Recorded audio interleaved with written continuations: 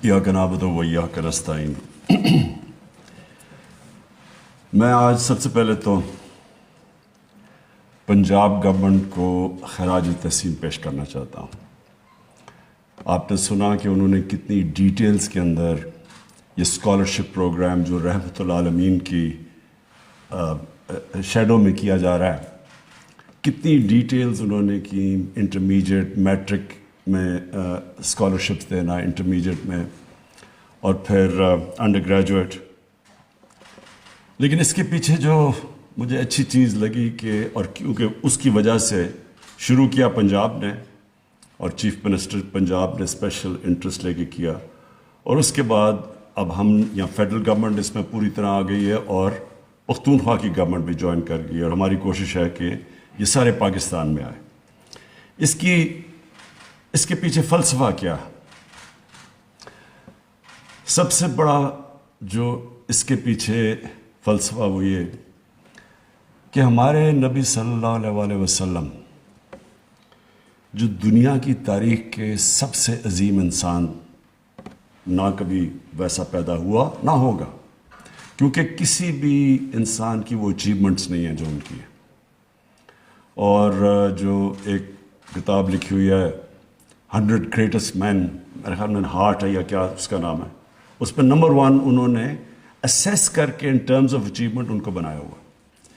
तो मुझे जो बड़ी हैरत हुई, मैं तकरीबन पाकिस्तान की जितनी पाकिस्तान की उम्र है उतनी मेरी उम्र है, और मैंने यहाँ कभी भी एक एफर्ट नहीं देखी अपने मुल्क में कि जो सबसे दुनिया की तारीख का अजीम आदमी है उसको हम मस्जिद से निकाल के अपनी हर रोज़ की ज़िंदगी में उनको शामिल करें।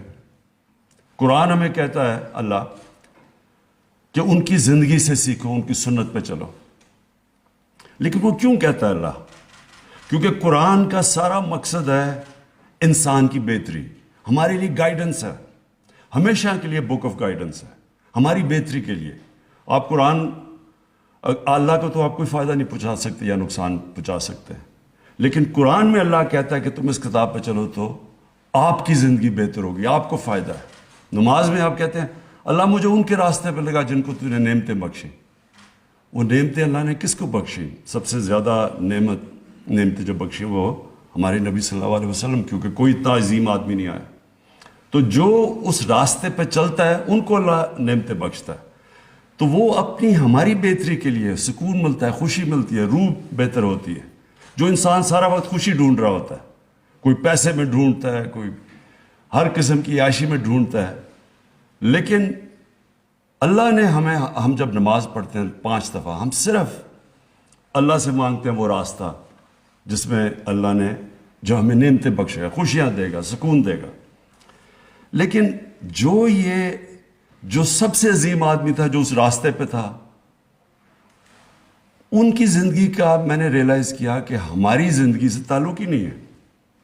जुम्मे में जाते थे, खुतबा सुन लेते थे, उसमें हमें बता दिए करता था चीज़ें, लेकिन वो मस्जिद में ही रह गए।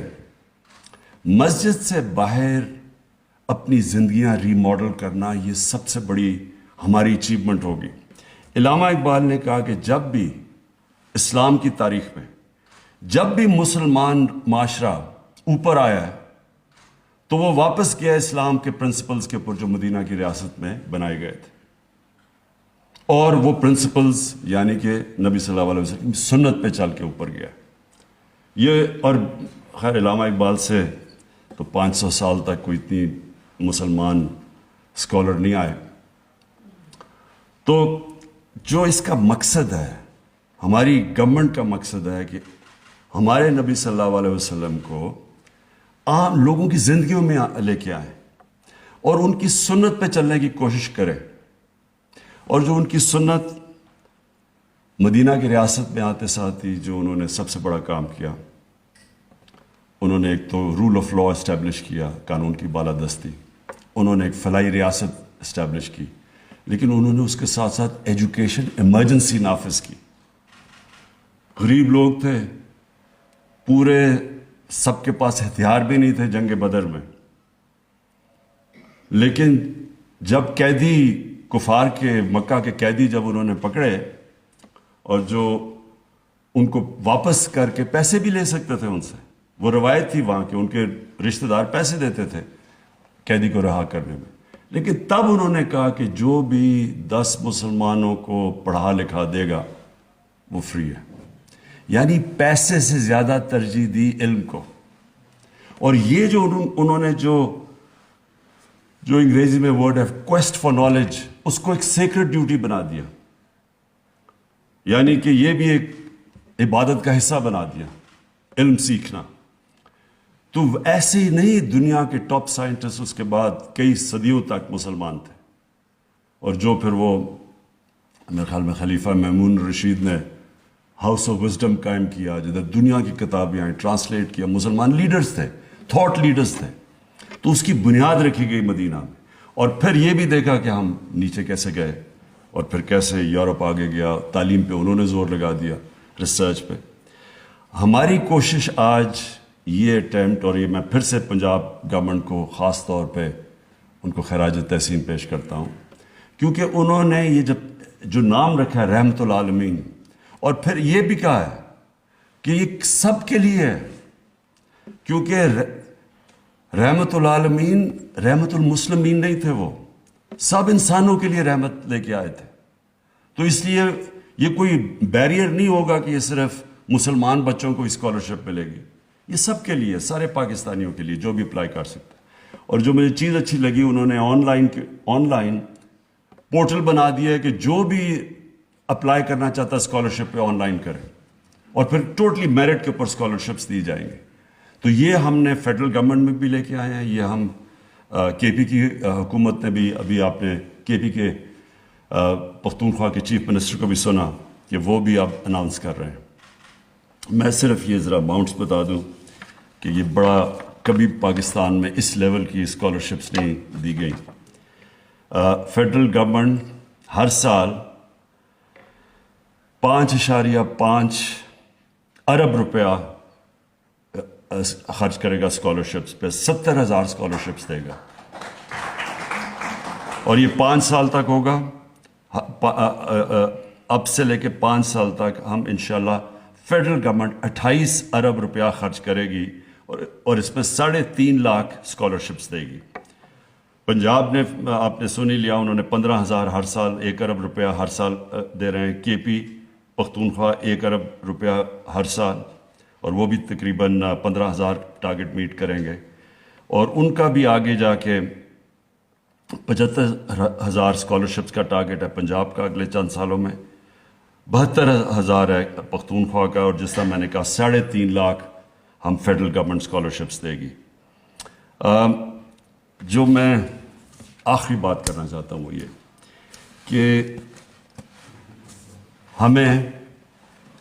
ہمیں پاکستانیوں کو ایک چیز سمجھ آنی چاہیے کہ قوم جب اوپر آتی ہے، ایک عظیم قوم بنتی ہے، تو وہ نمبر 1 میں پھر سے سٹریس کرتا ہوں، رول آف لا، قانون کی بالادستی جب تک ایک معاشرے میں قائم نہیں ہوتی وہ اوپر نہیں آ سکتا.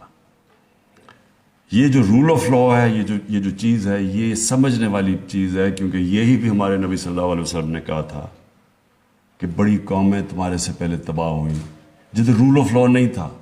مطلب رول آف لا نہیں کا مطلب کیا ہوتا ہے کہ طاقتور قانون کے اوپر ہوتا ہے، صرف غریب لوگ جیلوں میں جاتے ہیں. تو کبھی بھی ایک قوم عظیم قوم نہیں بن سکتی جو طاقتور کو قانون کے نیچے نہ لے کے آئے. اور اس سمپل ہے، اس کی کوئی راکٹ سائنس نہیں ہے کہ ایک کمزور آدمی کتنی بھی چوری کر لے، وہ لنڈن میں تو فلیٹ نہیں لے سکتا.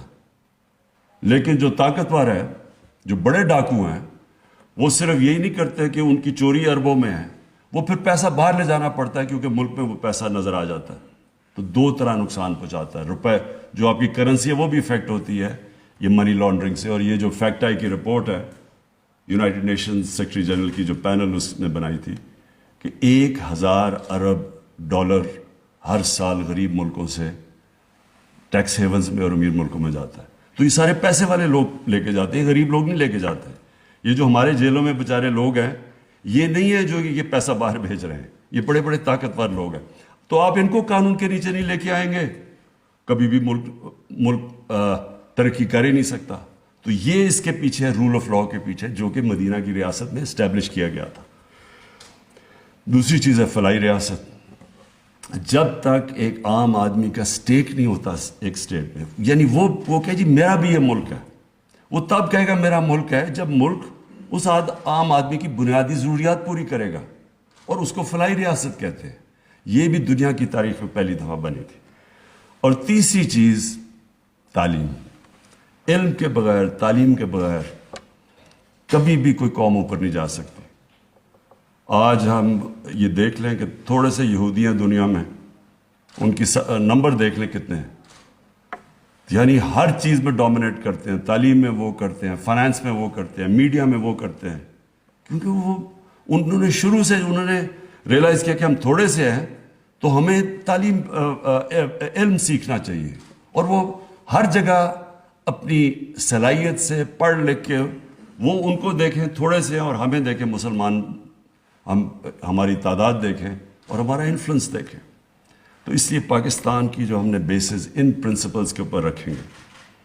ہم نے جو سٹرگل چل رہی ہے قانون کی بالادستی، یہ بڑی ابھی مشکل سٹرگل ہے اور انشاءاللہ یہ جیتیں گے.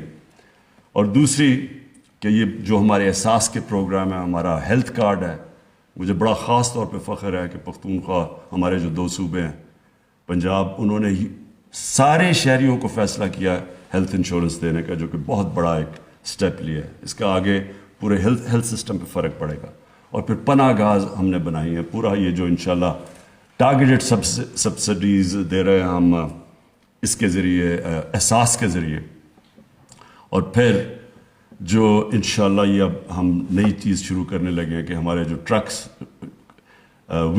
کچن آن ویلز، میلز آن ویلز، یہ جو ہمارا آئیڈیا ہے، یہ انشاءاللہ سارے پاکستان میں نیٹ ورک، کوئی لوگ بھوکے نہ سوئے یہاں.